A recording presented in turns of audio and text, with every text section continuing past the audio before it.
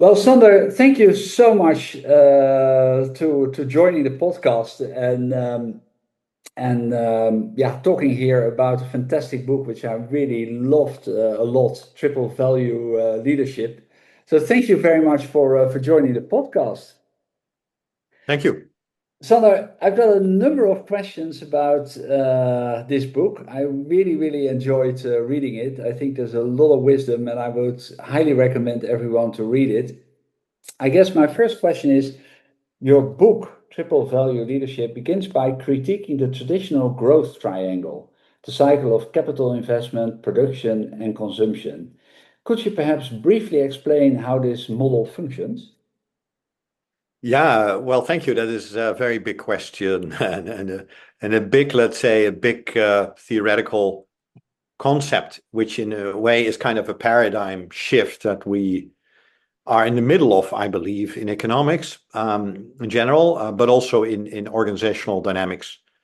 And it goes back to Adam Smith, his invention of the invisible hand of the market, which was just a very sort of marginal comment in his book, The Wealth of Nations. But that became a sort of a pillar under free market capitalistic economics in the centuries after him, which really is built on a very simplistic, a very beautiful, simplistic assumption, namely that markets are free and generate well-being for everyone, as long as you keep the producers and the consumers, free to trade, and then both would benefit.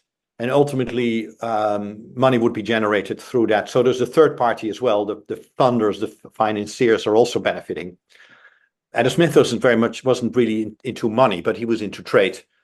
And so there was a triangle, a conceptual triangle created from that moment onwards: the producers, the consumers, and the funders. And the marketplace was the neutral sort of intermediary. And that model has become sort of underlying paradigm underneath everything economic, and I mentioned big macroeconomic models, but also microeconomic models of companies. And we can still see that today, where you look at production, and consumers, supply and demand, and then of course the profit is generated, and success is measured in financial profits, and those profits can be translated into capital. Hence the word capitalism. The system serves to preserve and generate capital. And so what is missing from this view, and that's what this book is about to a large degree, is the fact that this model is too simplistic, and it's missing what is called externalities in economics. It's missing nature, which is not freely abundant, available always. Adam Smith is 200 years ago in Scotland. Maybe there was a lot of nature left at that point. Yeah. Today it's different. But also consumption is not just unlimited. People have different needs, are not just blind consumers. There are communities and societies that want something different than just consumption. And also capital is not merely, money. Capital is now a power in itself. The financial economy is larger than the real economy. So the money is very much driving the free markets these days. So underneath is another sort of paradigm shift in science, where let's say the growth triangle that is committed to perpetual growth is based on a material worldview, whereas what we need now is something like a circle of well-being, to keep the metaphor triangle. Yeah. More towards a circular way of thinking, which you can call a living systems view. So that's in summary. It's a lot of concepts here. Yeah. And I think the problem here is the challenge here, that I try to summarize economic theory in a simple model, which is it's 200 years of thinking and evolution, and sometimes I'm critiqued that it is too simplistic. But now I work with it in organizations, and I can see that it is a true belief that we have, and so it's a helpful lens to look at when you look at the systems crisis that we're facing, to have this sort of conceptual model in your mind. It makes you can see what the problem is and where we're heading to. Yeah. Because you mentioned that one of the core assumptions of this growth model is the ongoing availability of natural resources. You Yeah, already mentioned that natural resources, capital, and labor. And nature, for instance, is often seen as free, and yeah, a lot of companies translate free with worthless. But yeah. what would the implications be if we don't longer take these resources as unlimited or guaranteed?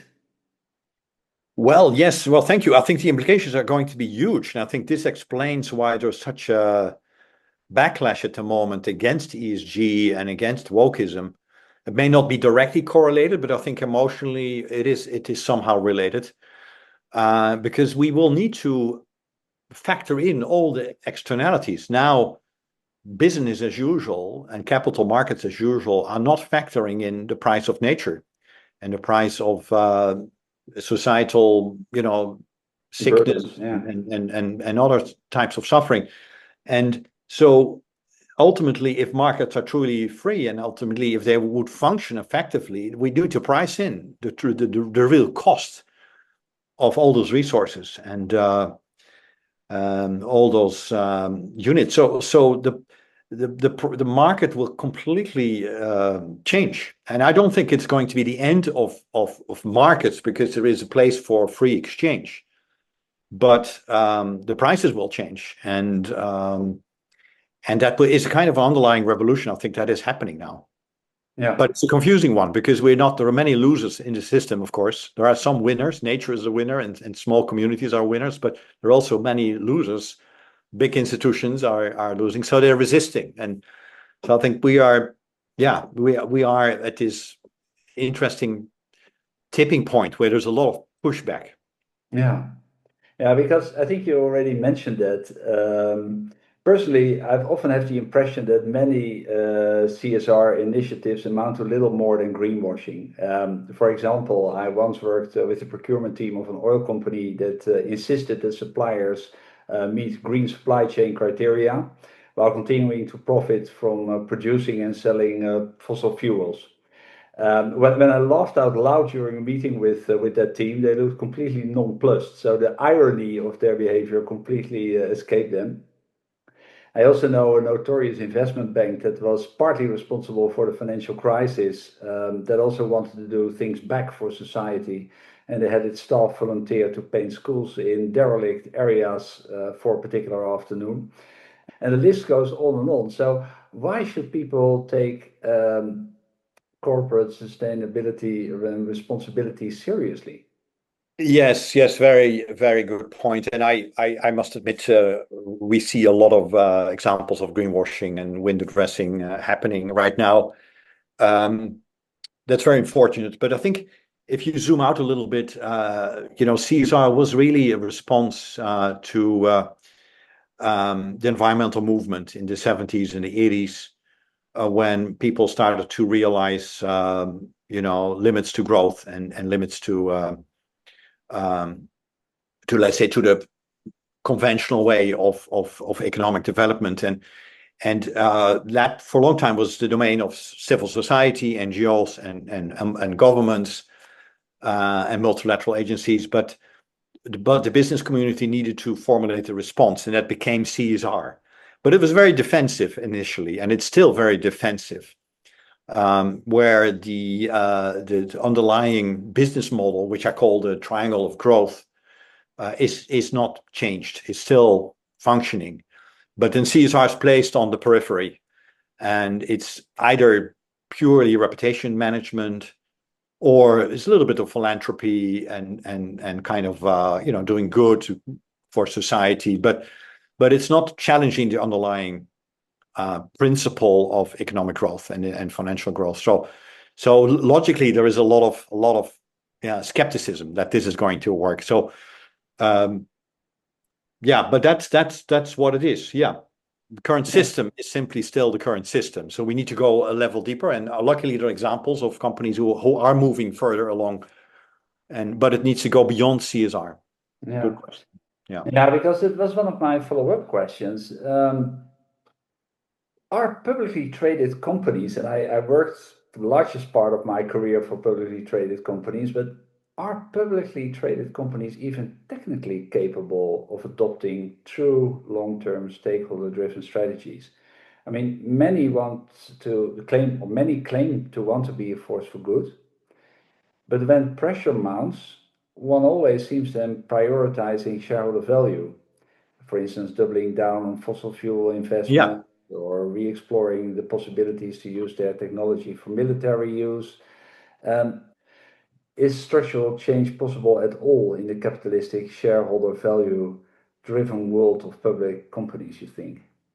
Well, we always have to be optimistic, right? Where companies are made up of humans, human systems, and humans want to survive, and all species want to survive. So I hope systems can change itself somehow, but it's hard to see how, and that's why I wrote the book, by the way, Yeah.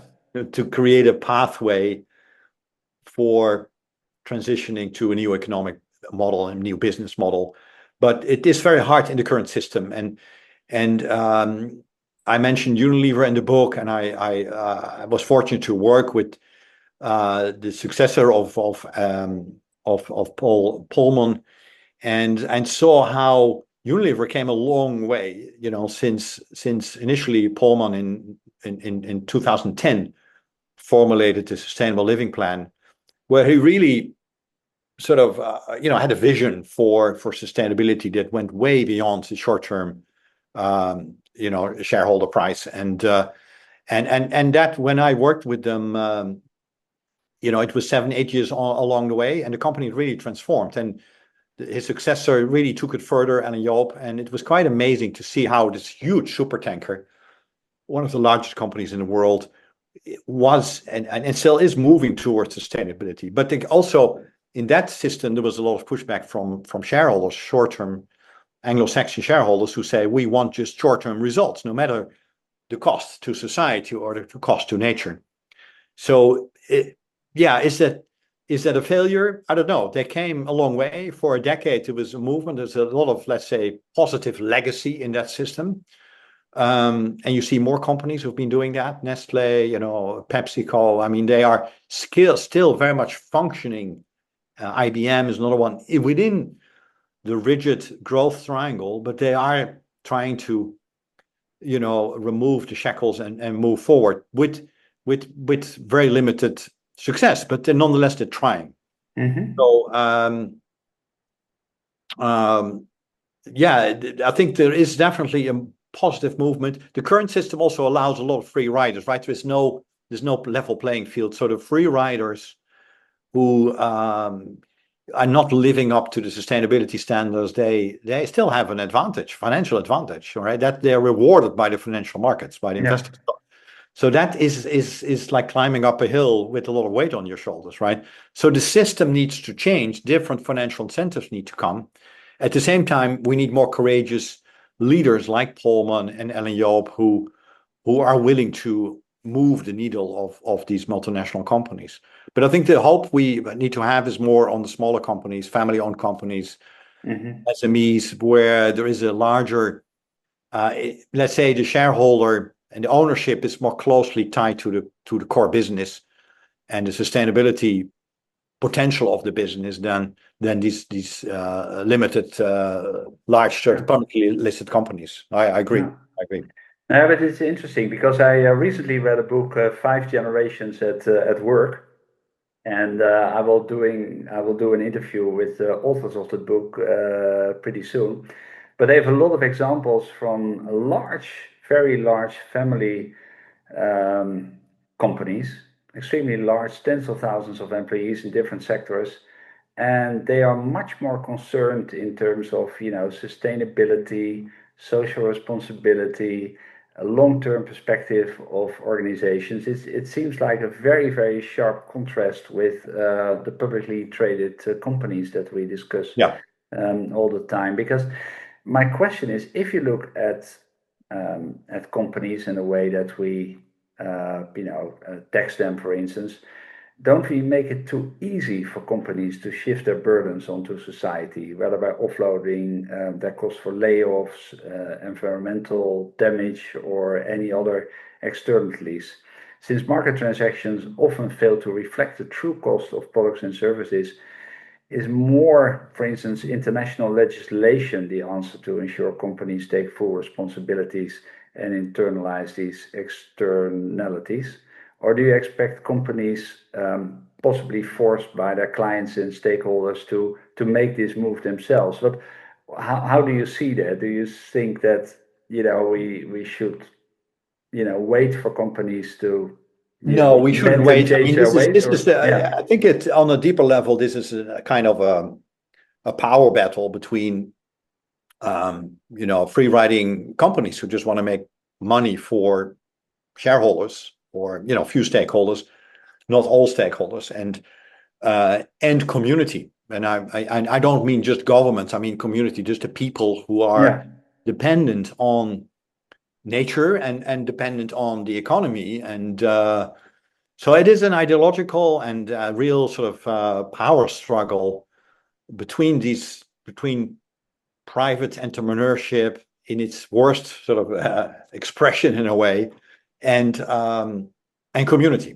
And I think you mentioned international legislation. Yes, national, international legislation. It is already coming. In Europe, it's quite clear with the European Union. They are really investing strategically in environmental, let's say, sustainability legislation like CSRD, ESG. That's not just a woke thing. That's a really structural thing that has emerged out of 15 years of policy now, since the financial crisis. It's not just environmental. It's also risk management and energy management that is driving it. But we also need let's say, not only legislation, but also international governance, right? I mentioned free riding companies, but we also free riding nations. Like now the United States of America wants to be a free riding nation. So it's just about us. We don't care about the whole. yeah. And there are more countries like that. So Yeah, there's also a big player like China who basically also likes to carve out its own position. So we have a gap, Yeah. a global governance gap. And unfortunately, and I think in Europe, we're lucky that there is enough, as long as I have faith that we are moving towards more integration and more responsibility and collective responsibility. But it's a slow process. And that business ultimately will need to comply to the needs of society and the needs of community. If not, it will be a dark future. We have a few wealthy, maybe pockets in the world, and the rest is pretty dark. So I don't think that is like a vision that humanity should be really aspiring for. No. That's a pretty pessimistic and gloomy. Yeah, but we are at that crossroads. I think that's the fork in the road. Which part of the future you wanna go, and I would like to move us to the light and not to the dark. Yeah. Yeah. And then we have to deal with these big questions like global governance, legislation, and it's not that simple now. In media, they talk about pressure. Companies, are we doing these companies a disservice by wanting them to comply? Yeah. Well, that's normal. I mean, if they pollute environment, why somebody has to draw a line, right? Say this is not. It's very simple. Yeah. And my question is, if you think about the model, you described 3 stages in the evolution of corporate sustainability. So it's compliance as first stage, then you move to CSR, and then you move to triple value creation. Could you perhaps briefly walk us through these stages and explain what sets triple value creation apart from the first 2? Yeah, the first stage, what you see happening a lot is that companies realize they have to do something, but they don't really understand why, or they don't really want to, right? And you see that as initial response often, and that leads to greenwashing. Beautiful, social report and environmental report, but at the same time, as you mentioned in Shell, you just go and look for oil, and you don't care about your carbon emissions, basically. Then you see a next stage, which you can call CSR in general, where there is a sense of responsibility, a growing sense of responsibility, where you don't want to challenge your core business model, but you do feel responsible for your imprint, and you start to measure your negative imprint and all kinds of positive things, but not really structural. And in the third stage that I have observed in some companies, but it's, as I mentioned, there's a lot of pushback. It's not easy. There is a transition to something called triple value leadership, where you not just see yourself isolated from society, and you take some measures to mitigate your negative imprint, but you see yourself as a fundamental part of society, and you start reasoning outward in and say, okay, what is society? If I'm dependent on society, what does society need, including ecosystems? What do they need? And can I help solve the challenges in society and serve the needs in society and ecosystems? Then I think you are onto a much more sustainable and ultimately a more valuable business model. And so it's like the third level I call triple. You can translate it in different ways, but here the triple value is the value you create for society. And then your business value, your market value is kind of derivative of that. And ultimately, it also generates a positive sense of contribution within the company and within the individual people. You awaken their hearts, you awaken their passion and purpose. And I've seen that at Unilever. There, a lot of people really wanted to work for Unilever just because they had a social purpose. Yeah. And they work harder in a way. So it's just, once you sort of find that kind of sweet spot in your firm, that let's say you create business value by creating societal value, you also create, let's say, social employee value as well. Yeah. And then it becomes you can say, a triple win that you. Yeah. And of course it's rare, but it's possible, and that's wonderful as a pathway forward, I believe. Yeah. Yeah. Yeah, because I wonder if you could elaborate on that point, because you mentioned in this book that companies leading in the CSR space also tend to excel in other areas, such as product innovation, and you mentioned the example of Unilever with employee engagement. Could you perhaps elaborate on this connection and why these aspects often go hand in hand? Well, I think because if you open up yourself to the needs of society and the needs of the ecosystem, you are challenging your mindset, your assumptions, and basically you start growing your awareness and growing your understanding of how the world operates. And that means leadership development in a way. You grow your capacity for leadership.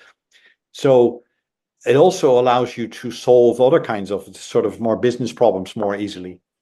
So wokeism is a completely wrong interpretation. I mean, it's like you actually, by doing this type of work, you are expanding your capacity to create value.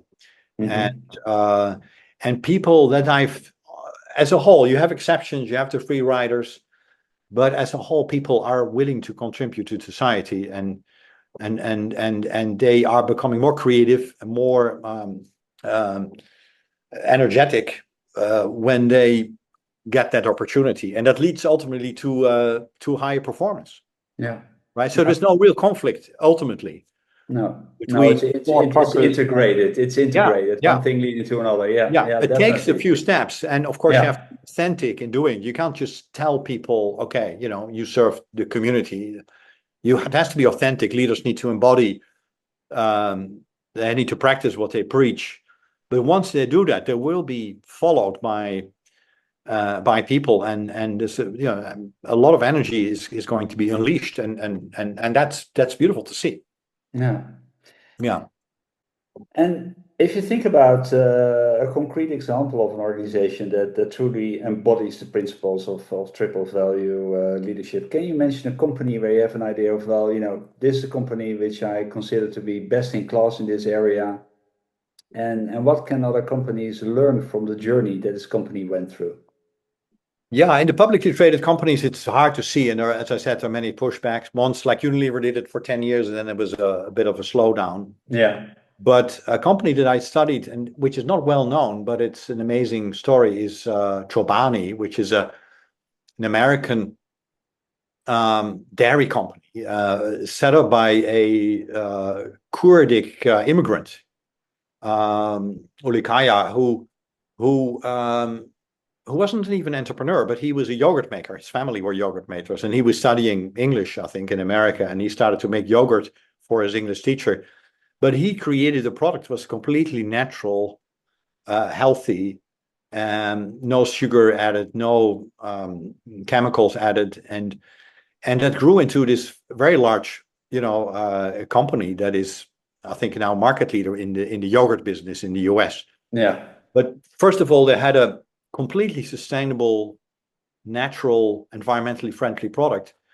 But what he also did, he employed fellow immigrants who had no skills, who were usually neglected on the labor market. Because they had no MBA, they had no sort of marketing, sales experience, whatever.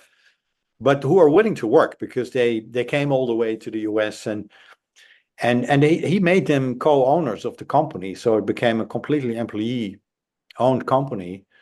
And ultimately, there was a sort of a lot of philanthropy happening, but spontaneous, because they started to serve the immigrant communities in the United States with schooling, with education, and ultimately, I think it's a good example of triple value, because you take the environmental, the needs of the environment into account, the needs of the society, and your own people, your own employees as well. People love to work for the company, and it's a bit of a model. The CEOs also, he's created a sort of a campaign called the anti-CEO playbook, because he believes that the traditional CEO thinking is the problem, and it's really a matter of just the heart. Do you believe in your product, right? Can you assure that it has a positive impact on the world? Mm-hmm. And do you trust your employees? And if so, then go for it, right? And so that's, I think, is an example of a company, and it's making millions now. It's created many millionaires who used to be, completely unemployed and unemployable. Yeah. But there are more examples, and we need to, I think we need to have the confidence that these examples are possible, and that they ultimately can change the capitalistic system from within. That's what we need to hope. Yeah, because let's say the alternative systems to capitalism haven't worked that well in the past. So probably capitalism is a good basis, let's say, to start. But then let's see how we can tweak the model so that it's working for us instead of against us in the long term. Yes.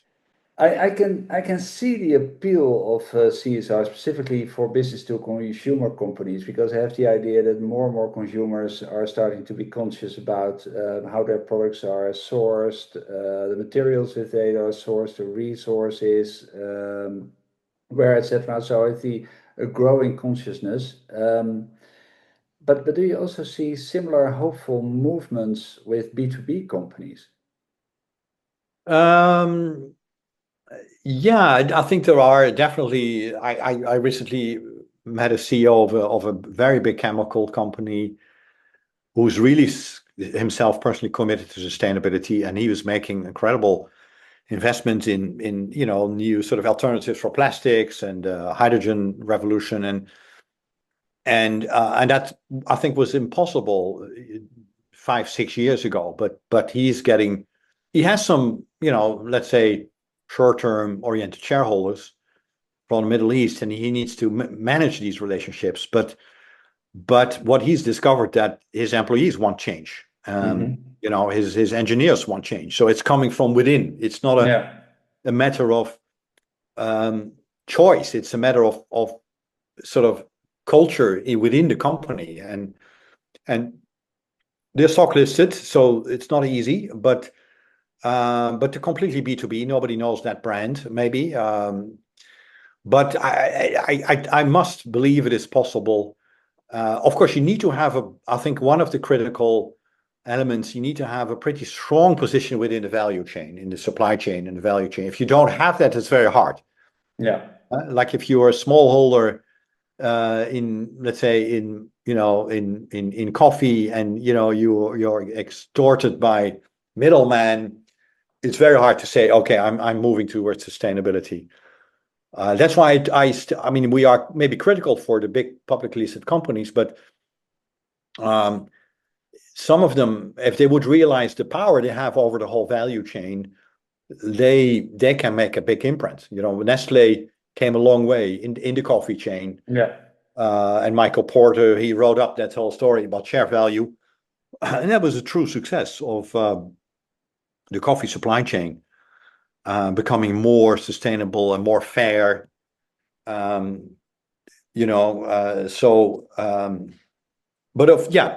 needs to be, the supply chain alone is not enough. You need to get the whole value chain. You need to get consumers to recognize the value in your product, so they're willing to pay more, right? Nestle succeeded with Nescafe and all that sort of thing, but it's a whole systems approach. Yeah. And switching gears a little bit, in your book you write that living systems must find an. Sorry, I will start again. In your book, you write that living systems must find an optimal balance between efficiency and resilience in order to safeguard their regeneration. And you apply this framework and model mainly at a systems level, but do you think there are also lessons that individual companies could learn from this? Yeah, it's a pretty subtle model, but definitely that's what I'm trying to get across in my book, that this model is not just for abstract sort of scientists or economists, but it's something you can apply in your company, because we are living organisms as individuals and as collectives.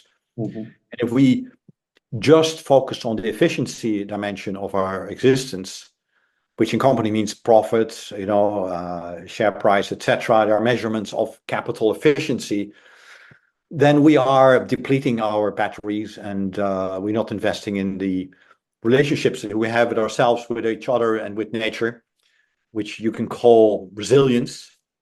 So it is a balance. We should not neglect the efficiency dimension, but we should equally invest in the resilience dimension and social environmental resilience. And so it's another way of saying, if you take care of your whole supply chain, the relationships within the supply chain and the value chain, you're improving your resilience as a whole, including the resilience of the constituent parts of the value chain.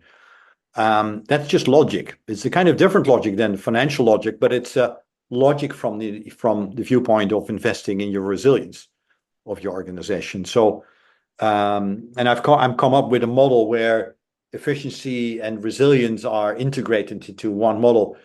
You also need a sense of mission and purpose and values, and you need a bit of a vision, a longer term vision than just a short term quarterly profits. But once you get these elements into place, you are going to be a more productive and more sustainable organization, definitely. Yeah. Because in your book, you also plea for leaders to adopt triple value leadership. But what does that look like, Sander? Well, that starts with the understanding, as I say, we are a living system as an organization, and you're very much as a leader, you're very much part of that, and you can influence the system positively by taking care, first of all, take care of yourself as part of the living systems, but also then spread that care outwards towards your colleagues and your co-workers and all your employees. I would say it starts with what I call the systems view of life, but a very important factor here is, because this is built on also insights of, let's say, psychology and biology, of who we really are, we have the capacity to be aware and to be conscious of ourselves and our environment, and that very fact is maybe not very shocking, but once you do it, once you're willing to face the facts of who you truly are and what your true needs are, and you do that also in your environment with your stakeholders, then something quite magical happens. People feel seen, feel recognized, and they start to trust you more. And so the whole system comes to life. of course, you still need to balance the different needs and interests of all the stakeholders, but as a living system, it starts to reorganize itself. So it's in a way, it's like you're unleashing principles of self-organization. Yeah.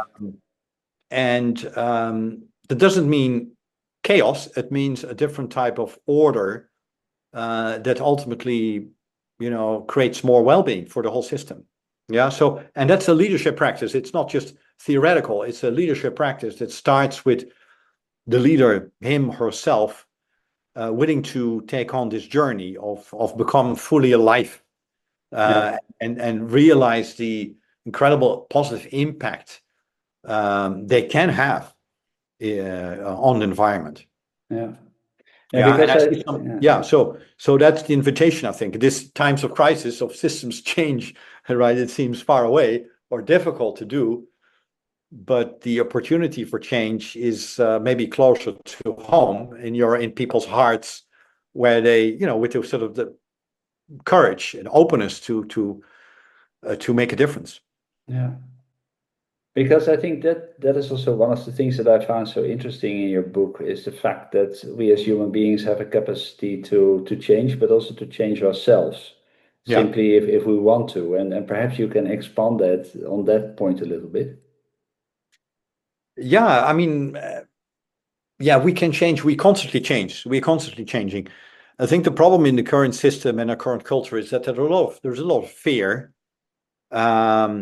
And it's reinforced also by the media that we are exposed to, and that keeps us locked into old ways of doing.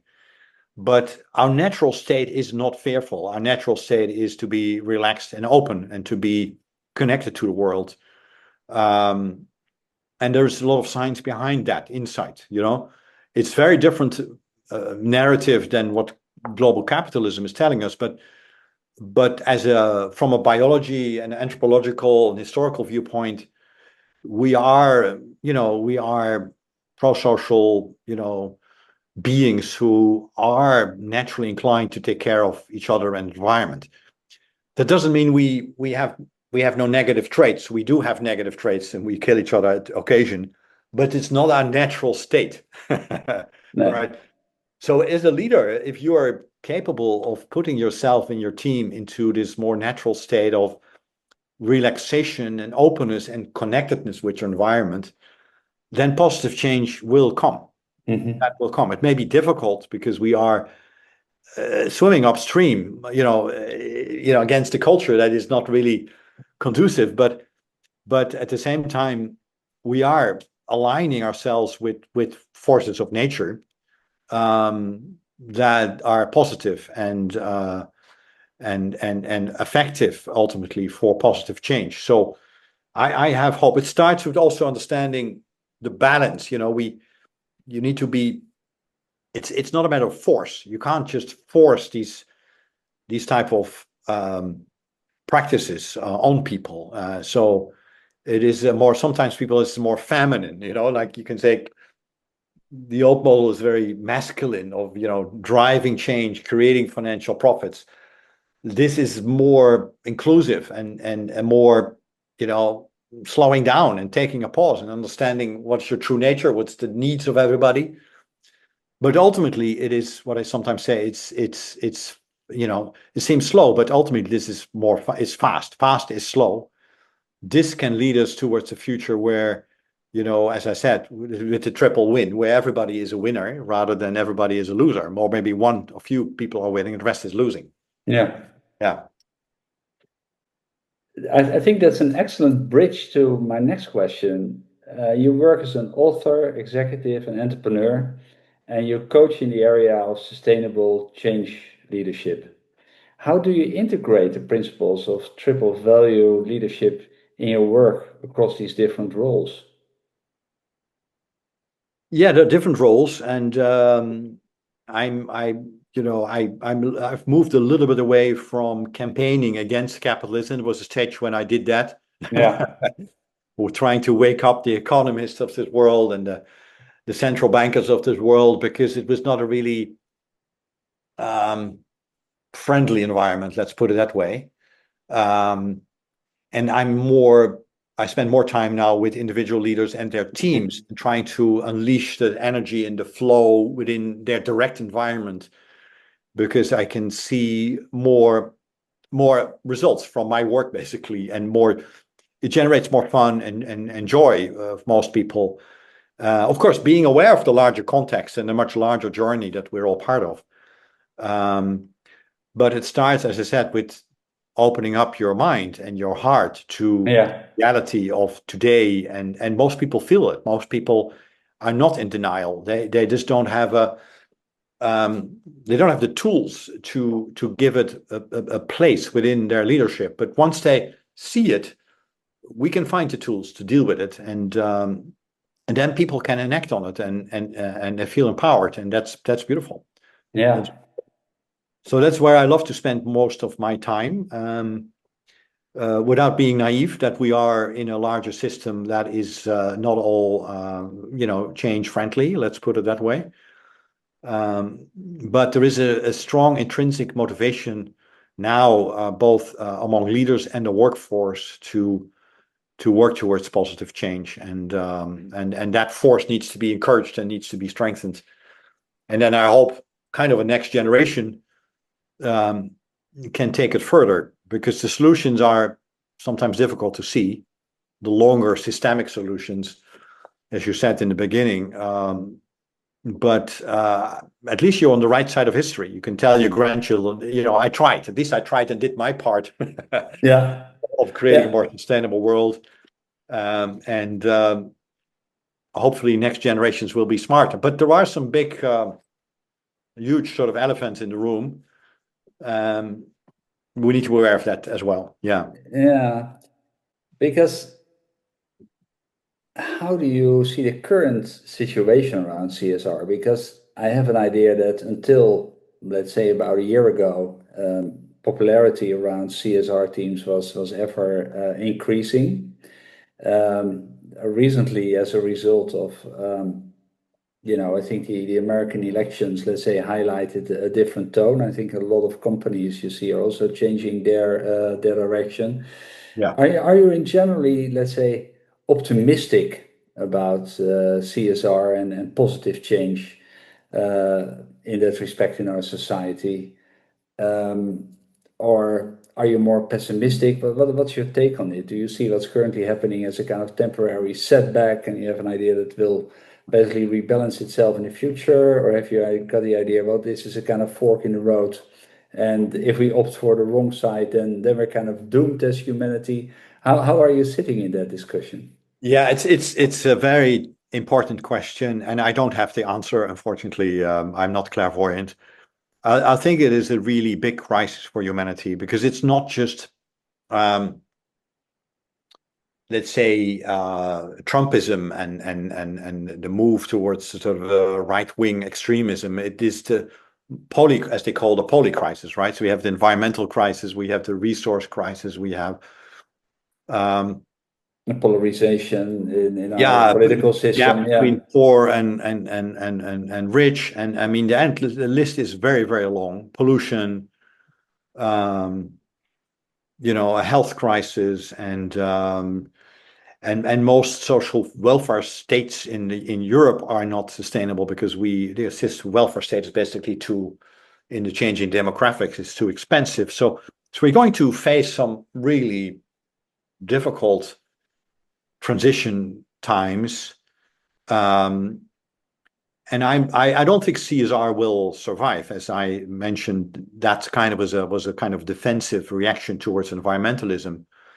So we need to I also try to avoid words like sustainability, but because they become also container terms.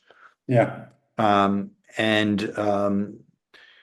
They don't say much. So I'm trying sometimes new language like triple value, which is the word value people tend to like, because they say, okay, it's got a different association to it. Yeah. And it has to do with ethics. So but other people say it's too easy and too right. So I don't know the right concept or the right language for the future. I do see Trumpism as a temporary setback. not as a revolution. And the end of it, it's just the recognition. Many people have been victims of globalization, and many of them happen to live in America, because America didn't really create the welfare state, right? So yeah, that's a fertile ground for all kinds of conspiracy theories and just negative sentiment, and that is exploitable. And you see that happening everywhere, but ultimately dictatorship is not a proven fascism is not a road to success. That we've tried that, that's not the solution. So we need to come up with more clever systems that I believe are based on the science of life that is emerging. I mean, a lot of the sciences, psychology, biology, neuroscience, quantum physics, astrophysics, there are some incredible converging insights that point to this understanding that we are one web of life that is truly interdependent and interconnected, where consciousness and awareness is a sort of central underlying enabler for well-being, for wisdom. It goes also beyond the religions, because the religions are also stuck into very sort of old paradigms and old narratives. But the essence of religions, of care, love, interconnectedness, responsibility, stewardship, renewal, I think those values, they will not only survive, but they will make a comeback, but probably in different language, in different concepts. So I'm hopeful that we are not throwing away the child with the bathwater, but the religions, or the essence of religions and the wisdom traditions will be preserved and help us to make sense of this interconnected, interdependent ecosystem that we're part of, and create value and benefit for everyone within the system, instead of now destroying the whole system that some of us are doing, or trying to carve out some space where you are all right, maybe you and your tribe,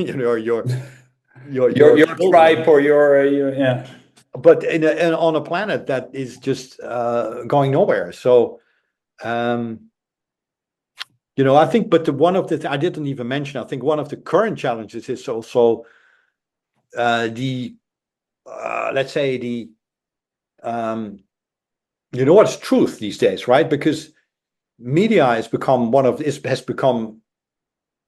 of the growth triangle, and big tech is also driving the growth triangle, right?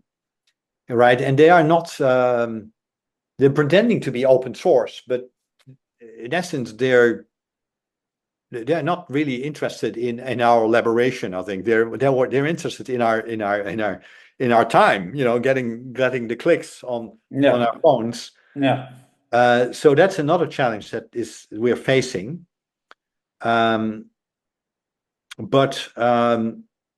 behind that, or beneath that, I do believe there is a strong positive survival force, within humanity that can overcome all these challenges.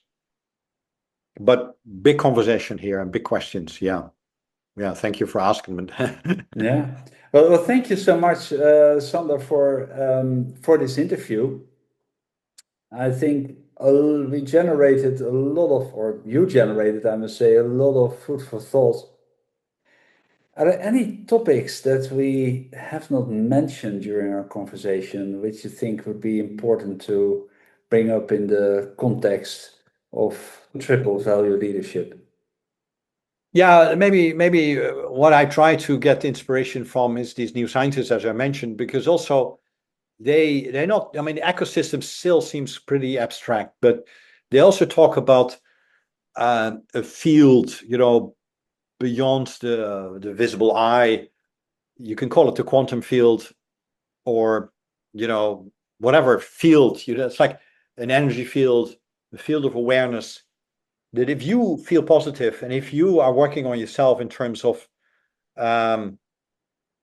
clarity and care, compassion, optimism, then somehow it will ripple out in that field, and it will have a direct impact on the people you interact with, and so it may seem tiny and small, but the older I get, the more time I spend trying to do that, and at least it keeps me healthy and optimistic that my time is limited, and my I have only 2 hands, 2 feet, and one head basically, but in my heart I try to connect with the entire world, including over time next generations, and create some positive energy. And that I think is what leaders ultimately can do. Most leaders I encounter are very bright people, and usually also quite sensitive people who are leaders for a purpose, right? Yeah.